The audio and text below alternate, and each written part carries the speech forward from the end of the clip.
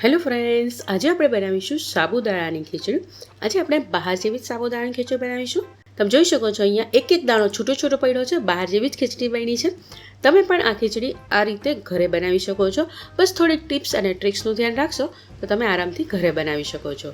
ચાલો તો ફટાફટ જોઈ લઈએ આજે છૂટી છૂટી સાબુદાણાની ખીચડી બનાવવાની રીત. એના માટે પહેલાં સાબુદાણા પલાળવામાં ધ્યાન દેવાનું.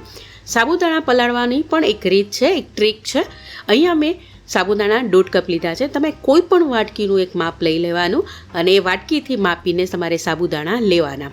પછી એને 3 થી 4 પાણીએ સરખી રીતે ધોઈ લેવાના. પાણી જ્યાં સુધી સફેદ કલરનું થઈ જાય ત્યાં સુધી તમારે એને ધોઈ લેવાના. એટલે 3 થી 4 પાણીએ આપણે એને ધોઈ લેવાના, સરખી રીતે ધોઈ લેવાના, જેથી એનો સ્ટાર્ચ બધો નીકળી જાય. હવે આપણે એમાં પાણી ઉમેરવાનું છે. પાણી પણ વધારે પડતું નથી ઉમેરવાનું ને ઓછું પણ નથી ઉમેરવાનું, માપીને જ ઉમેરવાનું છે. મેં અહીંયા 1.5 કપ સાબુદાણા લીધા હતા, એનું આપણે પોણા ભાગનું પાણી લેવાનું છે.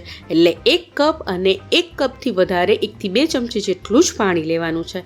જો તમે એક વાટકીનું માપ લીધું હોય તો પછી તમારે પોણી વાટકી જેટલું જ પાણી અંદર ઉમેરવાનું છે અને એને આપણે પલળવા દેવાના છે. હવે સાબુદાણાને પલાળવાની પણ રીત છે.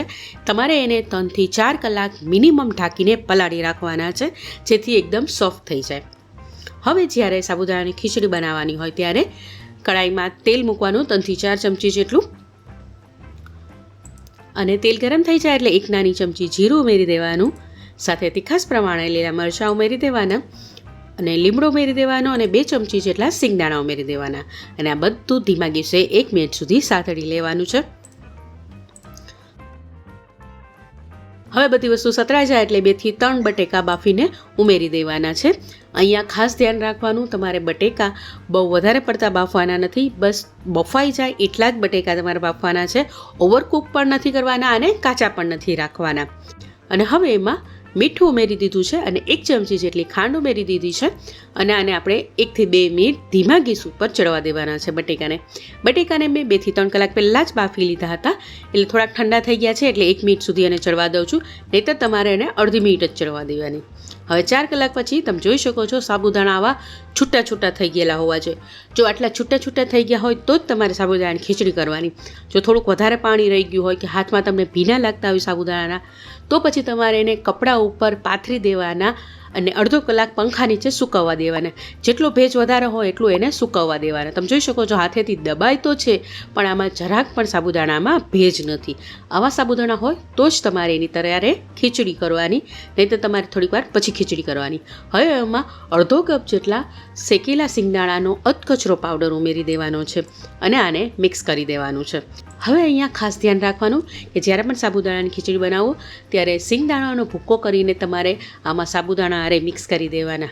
મેં અહીંયા શેકીને સાબુદાણા લીધા છે. તમે એમનેમ મિક્સરમાં પીસી લેશો કાચા કાચા સિંગદાણા, ફોતરા કાઢ્યા વગરના, તો પણ ચાલશે. બસ એને પીસીને તમારે એને સાબુદાણા આરે મિક્સ કરવાના છે, નહીં કે તમારે તેલમાં અંદર મૂકવાના છે. તો આ મિક્સ થઈ ગયું છે. હવે સાઈડમાં મૂકી દઈએ અને 1 મિનિટમાં તમે જોઈ શકો છો બટેકા પણ થોડાક સોફ્ટ થઈ ગયા છે, કેમ કે મેં વહેલા બાફી લીધા હતા. હવે આ સાબુદાણા આમાં ઉમેરી દઈ છીએ અને આને હળવા હાથે આપણે મિક્સ કરી દેવાનું છે.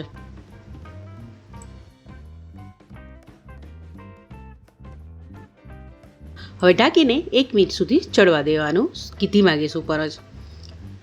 પાછું આપણે 1 મિનિટ થઈ જાય એટલે એને હલાવી લેવાનું. એને સતત એક સાથે ચડવા નથી દેવાનું, 1 મિનિટે એને હલાવતું રહેવાનું અને મિક્સ કરતું રહેવાનું અને ચડવા દેવાનું, નહીં તો તમારા પેસ્ટ જેવા થઈ જશે. આવી રીતે તમારે 3 થી 4 મિનિટ એને પકાવવાનું. પછી લાસ્ટમાં લીંબુનો રસ ઉમેરી દેવાનો અને કોથમીર ઉમેરી દેવાની અને મિક્સ કરી દેવાનું. જો તમે હળદર, ધાણા જીરું ખાતા હોય તો અત્યારે ધાણા જીરું ઉમેરી દેવાનું ને હળદર જ્યારે તમે બટેકા ઉમેરો ત્યારે ઉમેરી દેવાની. બધા નથી ખાતા એટલે મેં આવી રીતે જ બનાવી છે. હવે મિક્સ કરીને પાછું મેં 1 મિનિટ ચડવા દીધું છે. તો તમે જોઈ શકો છો સાબુદાણાની સરસ મજાની છૂટી છૂટી ખીચડી બનીને તૈયાર થઈ ગઈ છે. આ રીતે બનેલી ખીચડી એકદમ બહાર જેવી જ બનશે, તો ચોક્કસથી ઘરે ટ્રાય કરજો, તમને ખૂબ જ ગમશે. ઉપરથી મેં ફરાળી ચેવડો થોડોક ઉમેરી દીધો છે. તમે જોઈ શકો છો એકદમ સરસ છૂટી છૂટી સાબુદાણાની ખીચડી બની છે. તો આ રીતે ચોક્કસથી ઘરે ટ્રાય કરજો અને મને કમેન્ટ કરીને કહેજો કે રેસીપી કેવી લાગી. રેસીપી સારી લાગી હોય તો વિડીયોને લાઇક અને શેર કરી દેજો અને ચેનલને સબસ્ક્રાઈબ ના કર્યું હોય તો સબસ્ક્રાઈબ કરી લેજો. એ બેલ આઇકન જરૂરથી દબાવી દેજો. અને જો તમે આને ફેસબુકમાં જોતા હોય તો અમારા પેજને ફોલો જરૂરથી કરી દેજો અને વિડીયોને લાઇક જરૂરથી કરી દેજો અને શેર કરી દેજો. તો તમે એન્જોય કરો આ સાબુદાણાની ખીચડી. આપણે મળીશું નેક્સ્ટ રેસીપી સાથે. ત્યાં સુધી આવજો. Bye bye. Thank you. જય શ્રી કૃષ્ણ.